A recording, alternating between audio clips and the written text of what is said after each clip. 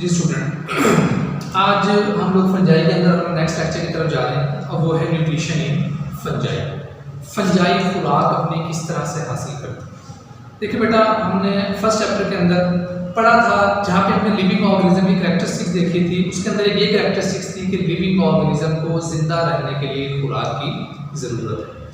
Fungi क्या है बेटा? एक लिविंग ऑर्गेनिज्म है, इसे भी जिंदा रहने के लिए खुराक हासिल करने की ज़रूरत है। फंजाई कहाँ से अपनी खुराक हासिल करते हैं बेटा? आमतौर पे ये ऑर्गेनिक मैटर से अपनी खुराक को हासिल करते हैं। ठीक है, ऑर्गेनिक मैटर से अपनी खुराक लेते हैं, वहां से इस खुराक को अपनी बॉडी के अंदर अब्सॉर्ब करते हैं। That's why they are called the absorptive heterotroph. पिछले लेक्चर के अंदर मैंने आपको डिफरेंस बताया था कि इंजेस्टेड हेटेरोट्रॉफ और अब्सॉर्प्टिव हेटेरोट्रॉफ कौन से हैं। इंजेस्टेड हम लोग हैं बेटा, हम लोग खुराक को अपनी बॉडी के अंदर लेके जाते हैं, इंजेस्ट करते हैं, उसके बाद उसे डाइजेस्ट करते हैं। फंजाई जो है इनके पास एंजाइम सिस्टम मौजूद है जो इनकी बॉडी के अंदर से रिलीज होता है और ये कॉम्प्लेक्स मॉलिक्यूल को सिंपल मॉलिक्यूल के अंदर कन्वर्ट कर देती है और उसके बाद ये अपनी बेटा खुराक को बॉडी के अंदर जज्ब कर लेती है। इस समय लिखा बेटा, ये क्या है? अब्सॉर्प्टिव हेटेरोट्रॉफ है। ये खुराक को अपनी बॉडी के अंदर जज्ब करेंगे, अब्सॉर्ब करेंगे। ठीक हो गया। दूसरी मैंने बात लिखी है लैब क्लोरोफिल। अब जब ये हेटेरोट्रॉफ है, मतलब अपनी खुराक खुद तैयार नहीं कर पाते, तो ऑब्वियस बात है ना कर पाने की वजह क्या है बेटा? इनके अंदर क्लोरोफिल मौजूद नहीं होता।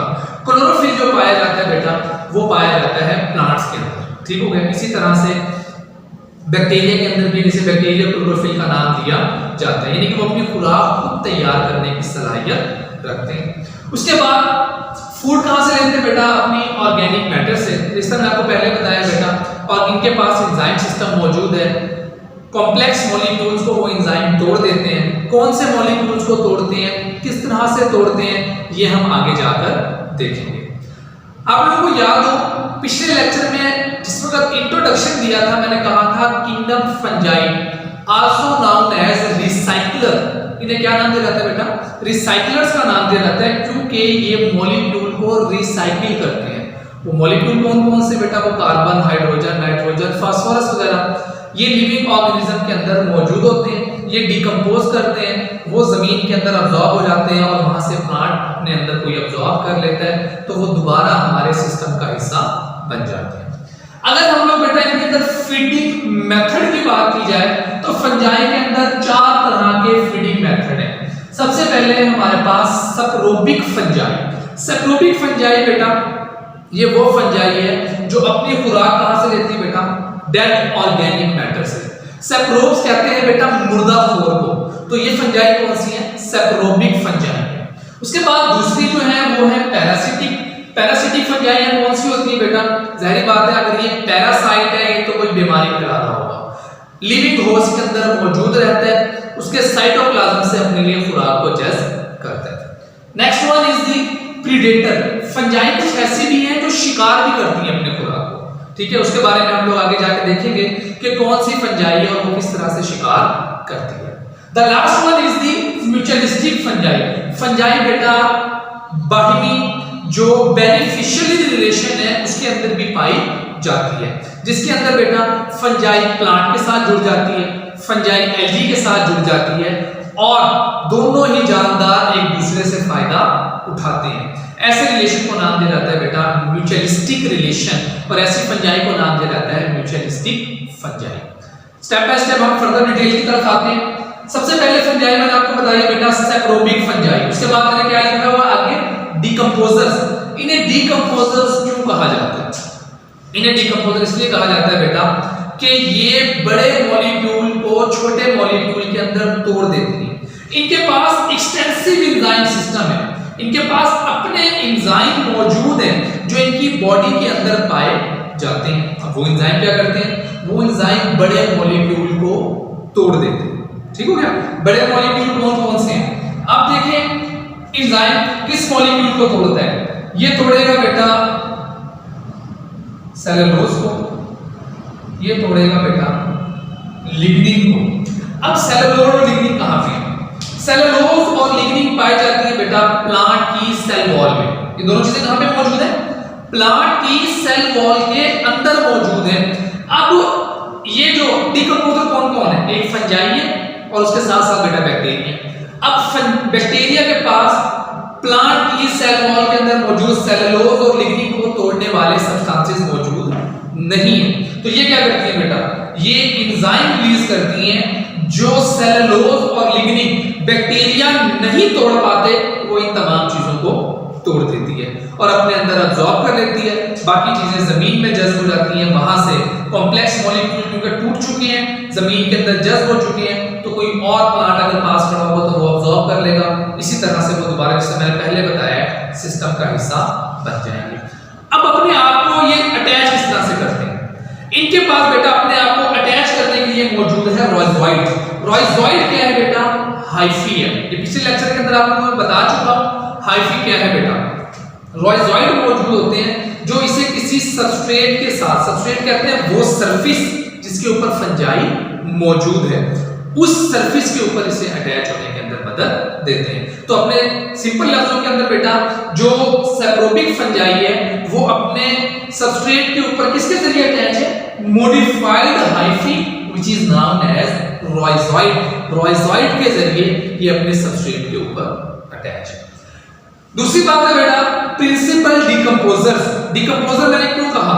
ये मुख्तलिफ मॉलिक्यूल को डिकम्पोज करते हैं। कौन कौन से हैं? Carbon, nitrogen, hydrogen, oxygen, phosphorus. अब ये कहां पे मौजूद है? ये बेटा लिविंग ऑर्गेनिजम्स के अंदर मौजूद होते हैं, प्लांट्स के अंदर पाए जाते हैं। ठीक है, जिन चीजों को मैंने पहले बताया बैक्टीरिया डिकम्पोज नहीं कर पाते, उन्हें डिकम्पोज कर देते हैं। तो ये प्रिंसिपल डिकम्पोजर है which is also called the recycler. Recycler क्यों कहते हैं? डिकम्पोज कर दिया, अब ये दोबारा इकोसिस्टम का हिस्सा बन जाएंगे, जिस वजह से इन्हें क्या नाम दिया जाता है बेटा? रिसाइक्लर का नाम दिया जाता है। अच्छा, उसके बाद अगर हम लोग बात करें बेटा, कुछ फंजाई जो है वो है पैरासिटिक फंजाई। पैरासिटिक फंजाई कौन सी बेटा? जो अपनी खुराक कहां से लेती है बेटा? अपने लिविंग होस्ट से। सैप्रोबिक फंजाई कौन सी थी? जो डेड ऑर्गेनिक मैटर से ले रही थी। पैरासिटिक फंजाई कौन सी है बेटा? जो जिंदा चीजों से खुराक ले रही है। बात समझ आ गई? जो कहां से खुराक ले रही है? अपनी जिंदा चीजों से, लिविंग ऑर्गेनिज्म के साइटोप्लाज्म से। ये सेल है, ठीक है, मिसाल को समझाने के लिए कह रहा हूं, ये सारे का सारा साइटोप्लाज्म है, ये अपनी खुराक इस साइटोप्लाज्म से लेंगे। ठीक है, इन्हें क्या नाम दिया जाता है बेटा? पैरासिटिक फंजाई का नाम दिया जाता है। इनके अंदर क्या मौजूद होता है बेटा? इनके अंदर हिस्टोरिया पाए जाते हैं जिसके जरिए ये खुराक को अपनी बॉडी के अंदर अब्सॉर्ब करते हैं। अगर हम इसकी टाइप्स की बात करें, इसकी टाइप्स के अंदर बेटा ये फंजाइयां जो पैरासिटिक फंजाई है ये दो तरह की है। एक है ऑब्लिगेट फंजाई, ठीक है, और दूसरी कौन सी है बेटा? फैकल्टेटिव। एक कौन सी है? ऑब्लिगेट, और एक है फैकल्टेटिव। ऑब्लिगेट किसे कहते हैं? ऑब्लिगेट बेटा ऐसी फंजाई जो सिर्फ और सिर्फ लिविंग ऑर्गेनिज्म के अंदर ही, लिविंग होस्ट के अंदर ही ग्रो कर सके। कहां पे ग्रो करेगी? सिर्फ ग्रो इन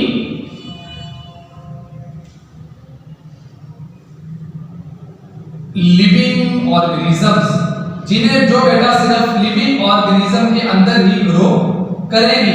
मतलब अगर हम इन्हें आर्टिफिशियल मीडिया के अंदर ग्रो करवाना चाहें, ये आर्टिफिशियल मीडिया में लेबोरेटरी के अंदर हम इन्हें तैयार ग्रो नहीं करवा सकते। इसी को नाम दिया जाता है बेटा ऑब्लिगेट पैरासिटिक फंजाई का नाम दिया जाता है, जिसके अंदर मुख्तलिफ तरह की मिल्ड्यूज हैं। ये इसकी एग्जांपल है बेटा। मिल्ड्यूज क्या है? ये वो फंजाई है बेटा जिन्हें ऑब्लिगेट का नाम दिया जाता है और लेबोरेटरी के अंदर इन्हें ग्रो नहीं करवाया जा सकता। फैकल्टेटिव, फैकल्टेटिव आप ये कह रहे हैं कि बेटा यूज टू है, हर माहौल के अंदर ही ग्रो कर जाएंगी। अगर उन्हें लिविंग ऑर्गेनिज्म के अंदर मौका मिले, उन्हें वहां पे भी ग्रो कर लेना है, और अगर इन्हें हम मीडिया के अंदर भी ग्रो करवाना चाहें तो ये वहां पे भी ग्रो कर लेंगे। तो हम क्या लिख सकते हैं यहाँ पे? हम लोग कह सकते हैं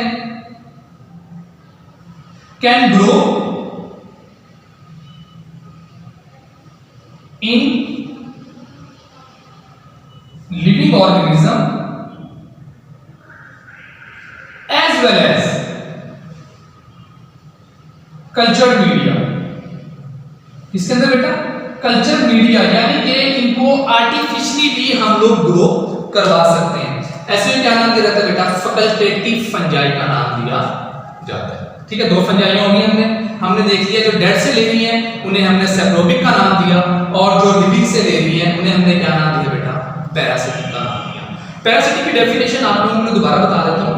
पैरासाइट कहते हैं बेटा ऐसे जानदार को जो किसी दूसरे जानदार से खुराक हासिल करता है, उसके अंदर रहता है और बदले में उसको नुकसान पहुंचाता है, ऐसा जानदार कहलाता है पैरासाइट। ठीक हो गया। हमारी बॉडी के अंदर भी पैरासाइट मौजूद है, हमारी बॉडी के अंदर डैंड्रफ है, ये फंजाई है बेटा, ये भी पैरासाइट है। ठीक हो गया। इसी तरह से क्या कह सकते हैं, बॉडी के अंदर और बिस्तर के अंदर लाइसिस है, ये भी पैरासाइट है बेटा। अमीबा बॉडी के अंदर पाए जाते हैं, ये भी पैरासाइट है, जो बॉडी के अंदर मुख्तलिफ तरह की बीमारियां पैदा करते हैं। ये एग्जांपल दिए मैंने आप लोगों को पैरासाइट्स। अच्छा, तीसरी टाइप है बेटा हमारे पास प्रीडेटर फंजाई। प्रीडेटर किसे कहते हैं, शिकार करने वाले। ये फंजाई कौन सी होती है बेटा, प्रीडेटर फंजाई जो होती हैं ये शिकार करती हैं। इसके अंदर कौन कौन सी है बेटा, एक है ऑस्टर मशरूम और दूसरी है बेटा आर्थ्रोबुटायरस। ठीक है, ऑस्ट्रस मशरूम कहां से लेती है बेटा अपनी खुराक, ये अपनी खुराक लेती हैं या तो प्लांट से या ही लेती है बेटा निमाटोड से। कहां से लेती है ये, निमाटोड। निमाटोड क्या बेटा, ये एक वर्म है। ठीक है, ये अपनी खुराक उससे हासिल करती है। इसी तरह से आर्थ्रोबुटायरस है, ये अपनी खुराक लेती है सॉइल निमाटोड से। कहां से बेटा, सॉइल निमाटोड से। वो निमाटोड जो कहां पे मौजूद है, सॉइल के अंदर मौजूद है, एक निमाटोड बनाते हैं। हम कहते हैं बेटा ये एक वर्म है,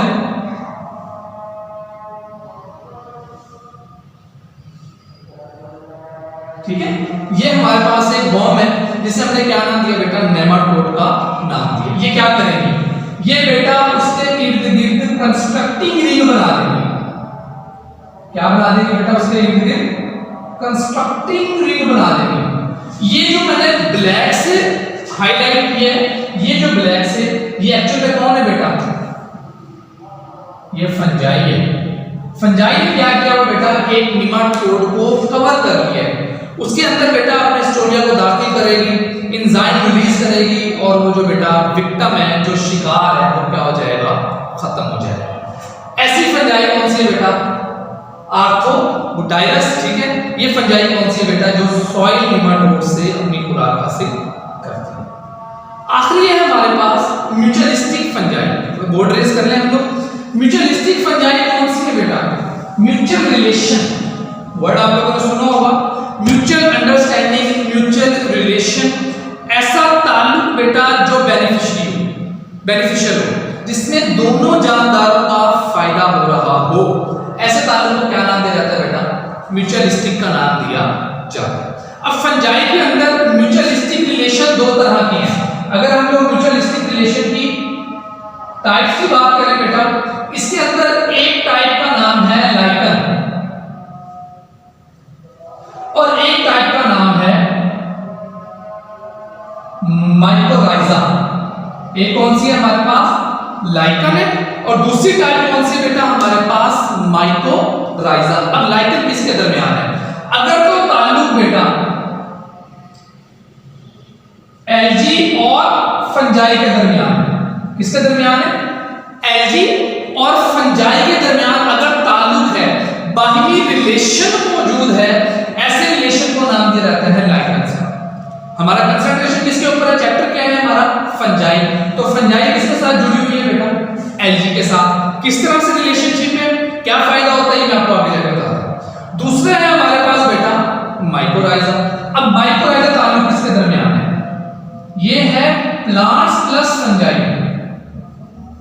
ये ताल्लुक किसमें बेटा, प्लांट्स में और फंजाई में। अगर the relationship between the algae and the root of the vascular plants, अगर वास्कुलर प्लांट की रूट्स के अंदर फंजाई मौजूद है, ऐसा ताल्लुक को क्या नाम दिया जाता है बेटा, माइकोराइजा का नाम दिया जाता है। फंजाई के बारे में भी मैंने क्या बताया, दे आर द अब्जॉर्प्टिव हेटेरोट्रॉफ, मतलब अपनी खुराक को तैयार नहीं कर सकते। ये आ गए बेटा हमारे पास हेटेरोट्रॉफ। एल्गी क्या है, ये फोटोसिंथेटिक हैं, ये अपनी खुराक खुद तैयार कर सकते हैं। एलजी क्या कर सकती है बेटा, अपनी खुराक को खुद तैयार कर सकती है। यहां पे रिलेशन हम लोग ड्रॉ करते हैं, हम लोग कहते हैं बेटा एलजी क्या करेगी, एलजी जो है ना ये फूड को तैयार करेगी। क्या करेगी, फूड प्रिपेयर, क्या करेगी बेटा, अपनी खुराक को तैयार करेगी। और वो तैयार शुदा खुराक कौन ले लेगी, फंजाई ले लेगी। वो तैयार शुदा खुराक किसने ले लिया बेटा, वो फंजाई ने ले ली। अब एक का फायदा हो गया, फंजाई को खुराक मिल गई। अगला काम क्या होगा बेटा, अगला फायदा जो लेना है वो लेना है एलजी ने। एलजी क्या करेगी बेटा, ये उसको प्रोटेक्शन देगी, सॉरी फंजाई क्या करेगी, ये एलजी को प्रोटेक्शन देगी। क्या करेगी बेटा, एलजी को प्रोटेक्शन देने का काम कौन करेगी, फंजाई करेगी। बात समझ आ गई यहां तक। तो मैंने डेफिनेशन क्या बताई थी, म्यूचुअलिस्टिक रिलेशन या बेनिफिशियल रिलेशन जिसमें दोनों का फायदा हो रहा है। देख सकते एलजी और फंजाई दोनों क्या कर रहे हैं बेटा, उससे खुराक अपनी ले रहे हैं। एलजी ने खुराक प्रिपेयर करके किसको दे दी बेटा, अपनी खुराक उसने प्रिपेयर करके दे दी फंजाई को। और बदले में फंजाई से क्या ले रही है बेटा, ये उससे प्रोटेक्शन दे रही है। फंजाई उसको डेसिकेशन से, खुश्क होने से बचाती है। ये हमारे पास एक ताल्लुक आ गया लाइकन का। लाइकन की इंपॉर्टेंस क्या है बेटा, लाइकन की बहुत बड़ी इंपॉर्टेंस है। ये क्या करते हैं बेटा, ये सक्सेशन के अंदर, जैसे इकोलॉजिकल सक्सेशन का नाम दे जाता है, इकोसिस्टम के अंदर मौजूद किसी बंजर इलाके को इकोसिस्टम का जरूरी हिस्सा बनाती है। ठीक हो गया। ये लाइकन जो है ये कुछ जानदारों के लिए खुराक के तौर पे भी इस्तेमाल होती है। ठीक हो गया। अब अगली जो है हमारे पास लास्ट जो बचा है हमारे पास, वो है बेटा प्लांट्स और फंजाई के दरमियान ताल्लुक का। ठीक है।